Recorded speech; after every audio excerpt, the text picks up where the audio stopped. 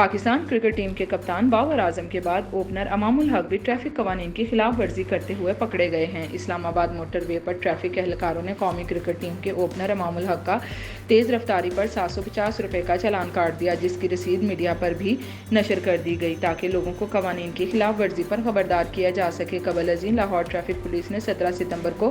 Pakistan team کے کپتان بابر اعظم کا لائسنس نہ ہونے پر 2000 روپے کا جرمانہ کیا تھا۔ بابر اعظم گلبرگ کے علاقے سے گزر رہے تھے اور ان کے پاس ڈرائیونگ لائسنس نہیں تھا، جس پر ٹریفک وارڈن نے ان پر 2000 روپے جرمانہ کر دیا۔ چند ماہ قبل بابر اعظم کو ایکسائز اہلکاروں نے بھی درآمدی کارڈ چلانے پر روکا تھا، تاہم کاغذات اور مکمل ٹیکس کی ادائیگی پر انہیں چھوڑ دیا گیا، لیکن اس بار بغیر لائسنس گاڑی چلانے پر بابر اعظم ٹریفک پولیس کے ہتھے چڑھ گئے اور 2000 روپے کا چالان بھرنا پڑا۔ قبل ازیں ان کے کزن عمر اکمل اور کامران اکمل کا بھی بغیر لائسنس گاڑی چلانے پر چالان ہو چکا ہے، جبکہ اس دوران پولیس اہلکاروں سے تکرار پر عمر اکمل کی سرزنش بھی کی گئی تھی۔ بابر اعظم کو حال ہی میں ان کی فیملی کی جانب سے ون ڈے رینکنگ میں